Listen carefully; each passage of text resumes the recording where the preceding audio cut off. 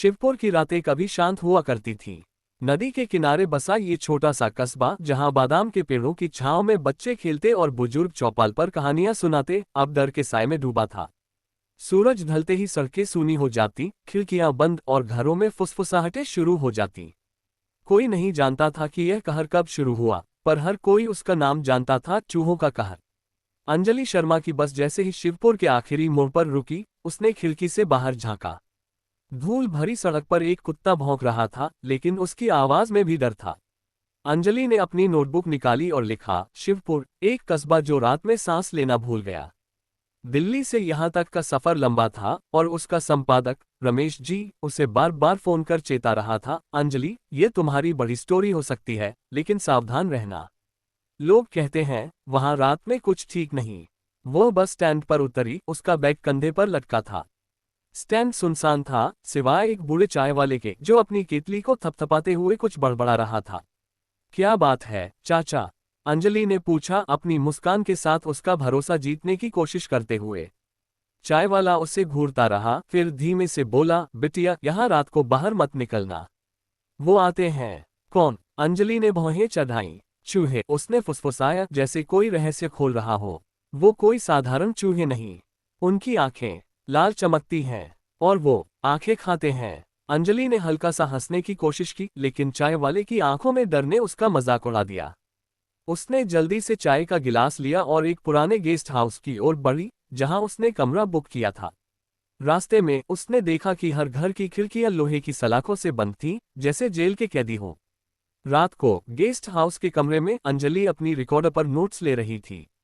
पहली रात। शिवपुर में अजीब सन्नाटा। लोग चूहों से डरते हैं, लेकिन क्या ये सचमुच कोई अलौकिक शक्ति है या सामूहिक भय का नतीजा?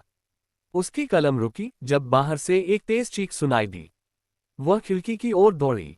बाहर अंधेरे में एक आदमी सड़क पर लेटा था, उसके चेहरे पर खून। पास ही दर्जनों छोटी छोटी आंखें लाल चमक रही थीं। चूहे, लेकिन ये कोई साधारण चूहे नहीं थे। उनकी चाल में एक अजीब समन्वय था, जैसे कोई सेना हो। अंजलि ने अपनी टॉर्च जलाई और उसकी रोशनी में उसने देखा एक चूहा, बाकियों से बड़ा, उसके सिर पर एक अजीब निशान, जैसे कोई प्राचीन प्रतीक। वह सीधे अंजलि की ओर देख रहा था। हाय राम! अंजलि पीछे हटी, उसका दिल जोर जोर से धड़क रहा था। चूहों की भीड़ उस आदमी के चेहरे पर चढ़ी और इससे पहले कि वह कुछ कर पाती, वे गायब हो गए, अंधेरे में विलीन। आदमी अब हिल नहीं रहा था। अंजलि ने फोन उठाया और पुलिस को कॉल किया, लेकिन लाइन मरी हुई थी। सुबह कस्बे में हड़कंप मच गया। मृतक का नाम था रमेश मिश्रा, एक स्थानीय व्यापारी। उसकी आंखें गायब थीं, चेहरा खून से लथपथ। अंजलि ने घटनास्थल पर तस्वीरें ली और नोट्स बनाए। वहां मौजूद एक बूढ़ी महिला, माता सावित्री, ने उसे एक और खींचा। बेटी, ये चूहे नहीं, कृमिका की सेना है। उस मंदिर को नहीं छेड़ना चाहिए था। कौन है कृमिका? अंजलि ने पूछा, उसकी पत्रकारिता की जिज्ञासा जाग उठी। रात की देवी, सावित्री ने कहा, उसकी आंखों में भय और श्रद्धा का मिश्रण। सैकड़ों साल पहले इस जंगल में उसकी पूजा होती थी, लेकिन उसने खून मांगा। जब गांव वालों ने उसे ठुकराया, उसने श्राप दिया, उसकी सेना हर उस इंसान को सजा देगी जो उसके मंदिर को अपवित्र करे। अंजलि को ये सब अंधविश्वास लगा, लेकिन उस चूहे की लाल आंखें और वह प्रतीक उसके दिमाग से नहीं निकल रहा था।